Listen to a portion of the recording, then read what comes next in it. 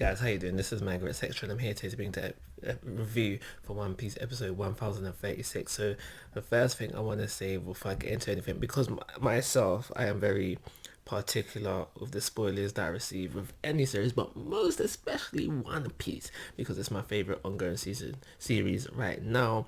I'm just going to warn you that there is a very minor spoiler for anime only watchers. Very, very minor. I don't really think, finding out would affect you at all. But like I said previously, I'm very particular. So out of not curiosity, respect for my fans, I'll just letting you guys know from the very beginning, you might want to sit this one up.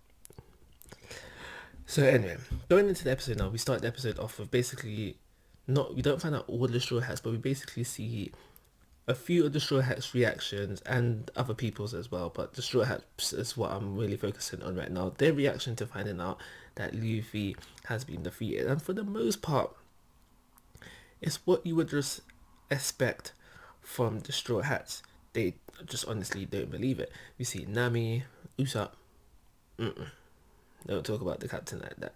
No way. Sanji, I think Zoro's reaction came within the last episode because for the majority of this episode he was sleeping, but we know as well, not true. But however, there is one straw hat. There's one straw hat's reaction we do see that you kind of should be disappointed about, and that is Chopper. So for the most part, actually, for the all of the episode, for the whole time we see him within this episode, Chopper is in tears, and it's like Sanji said at this towards the end. Like, come on, bro, like stop crying. Not exact words, but he basically said, you should know Luffy better than that. And I agree, personally, I agree, and I'm sure other people do as well. Chopper should know better than that. You could argue that he's in the weakling trio, but Usopp and Nami, they didn't falter. You can argue that how because he's the youngest, whatever. But the way I see it is that Chopper has been sailing with Luffy a very long time. He is very close to Luffy. He is. No, I'm not gonna go through the numbers, but he's been in the crew a very long time. Grand Line, very early Grand Line times, and his reaction to hearing this news should have made him falter because he should know his captain better than that. Whereas we didn't see it, but we do see Jinbe within this episode squaring up ready to fight. Was it Page One? No, not Page One. Who's he fighting? You know who I'm talking about anyway. But from what we see of Jinbe within this episode, he doesn't look like to be in any sort of concern about Luffy's well-being. So yeah, Chopper, I'm not impressed in your attitude right now. So before we go talk about what took up the majority of the episode, I'm going to talk about the other little thing that happened within this episode. Well, yeah, there's two other little things really. But yeah, we see Sanji incoming. Boom. That attack. Very nicely animated. Very nicely animated. I like it. I liked it. But if you even deep it further, I'm just going to what exactly he done. That's crazy as well, because he kicked Queen so hard that he went on a helicopter ride and came crashing down. So you got to think to yourself, how hard and fast, because it's probably a combination of both, was he kicked? So there's definitely something there for the numbers guys to be calculating, but I'm not one of them guys. I'll just be impressed by how it looked. And so that happened there as well, and then that led on to the whole talk with Sanji and Chopper. Another thing that happened within this episode was where we then have at the very end where we have Momo talking to the whole crowd, boosting morale again, just basically letting them know Luffy may be down but he's not out quite yet. Okay, cool. But now let's just talk about what took up the majority of the episode. Now, I'm a manga reader, obviously. You should know this by now. But yeah, I'm a manga reader, and what One Piece has done with Wano is basically filled in a lot of the gaps in which Oda left out within the manga. And I feel like, can't be 100% sure, I'm like I'm like 60-40% sure that everything that we see within Kinemon within this episode, sorry, rather, wasn't within the manga. And that it goes, especially in fact, for the flashbacks, I'm 100% sure. 99.9% sure that was it within the manga. But we get it within this episode. And now I see it as good and bad,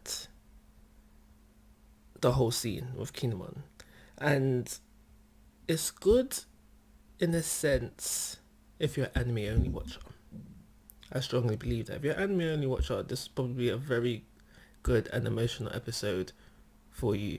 I'm not saying that it wasn't emotional for a manga reader, but because you know what's coming next, at the back of the mind you're like, ooh, okay, but you know what's coming next, kind of thing. So the whole thing was emotional, where it's basically what seems like, because Kinemon, spoiler, here comes the spoiler for you anime only watchers that are still watching, Kinemon is not dead.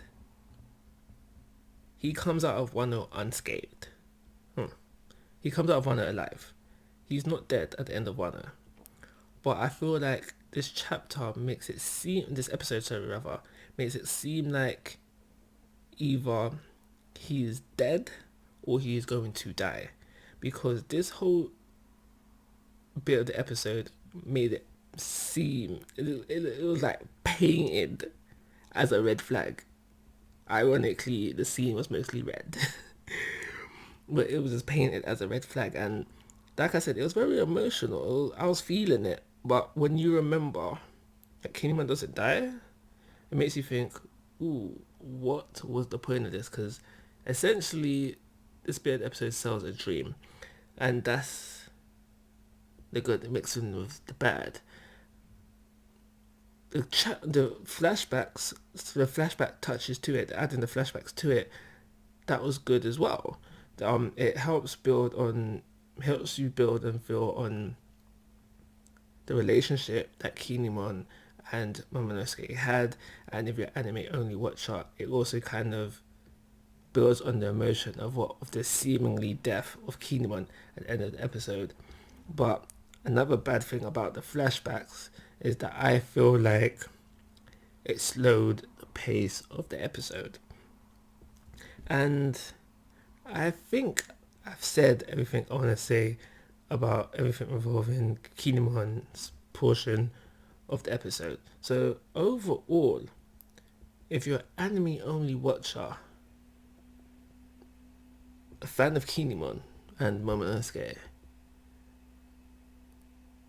but also just basically not a heartless being, this episode was good from an emotional standpoint. And I think if I was an anime only watcher, I would give this episode a 4-star rating. But because I'm a manga reader and I know that Kinemon doesn't die at the end of Wano, and essentially I guess the animators would kind of know this as information as well, because they would need to know what they can add and to what degree.